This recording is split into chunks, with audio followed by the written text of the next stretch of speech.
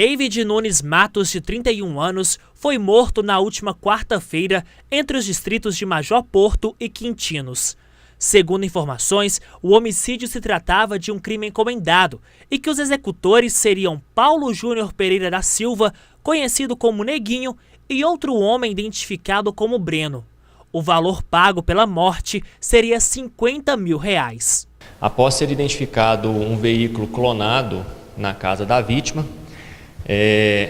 a Polícia Militar aqui de Patos de Minas nos repassou essa informação lá em Carmo do Paranaíba e voltamos mais uma vez a conversar com o cidadão que era testemunha, segundo ele, dos fatos acontecidos na noite anterior. Então ele realmente resolveu contar a verdade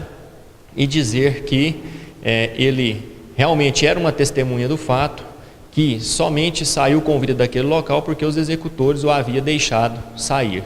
Segundo ele, o crime foi encomendado por uma terceira pessoa aqui da cidade de Patos de Minas, a qual posteriormente foi identificada e presa pela Polícia Militar, a qual forneceu o valor de R$50 mil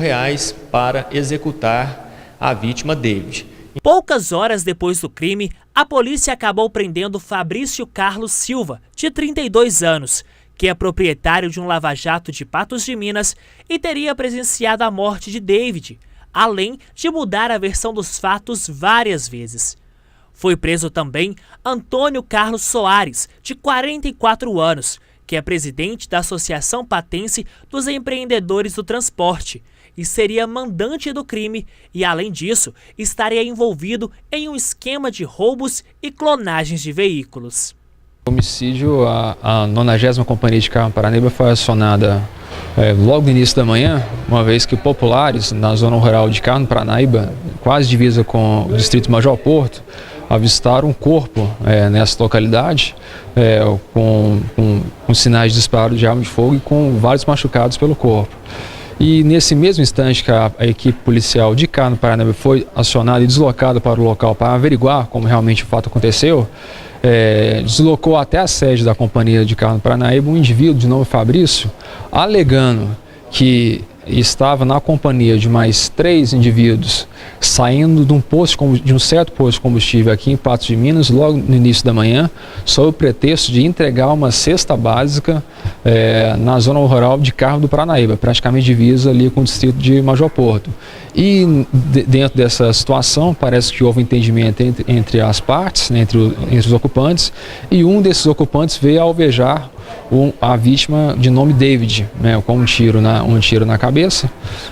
e em virtude dessa outra pessoa que procurou a companhia temer pela sua vida, ela conseguiu uma carona, evadiu e foi procurar a sede da companhia para se abrigar e procurar socorro. Só que após várias diligências, após várias trocas de informações, essa informação ela acabou se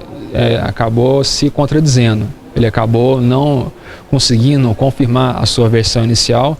e, na verdade, foi verificado o seguinte fato. Esse indivíduo, Fabrício, que procurou a companhia, na verdade, ele estava na companhia de mais 2 autores e esses autores já estavam associados aí a vários delitos relacionados a desmanche e clonagem de veículos. Os homens foram liberados, mas, de acordo com o delegado regional Luiz Mauro Sampaio, as investigações continuam sendo feitas em Carmo do Paranaíba pelo delegado Bruno e a qualquer momento novos suspeitos podem ser presos e, se necessário, Antônio e Fabrício podem retornar para a delegacia. As investigações continuam, elas não pararam desde o momento em que ocorreu o fato. O delegado de plantão analisou inicialmente a questão,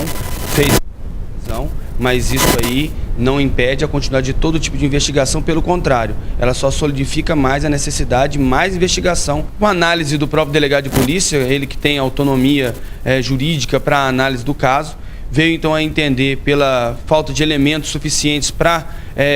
ratificar a prisão em flagrante e friso. Isso aí é apenas o detalhe no sentido de que as investigações se frutificam. seria também ruim caso o delegado ratificasse a prisão e no outro dia o Poder Judiciário entendesse que não teria elementos e aí soltasse o indivíduo. Então, muito mais coeso e concreto o delegado, na sua função, que é a função jurídica, analisar o caso, verificado que não tem indício de autoria ou materialidade delitiva, ou verificado não se trata de situação delimitada no artigo 302 do Código de Processo Penal com elementos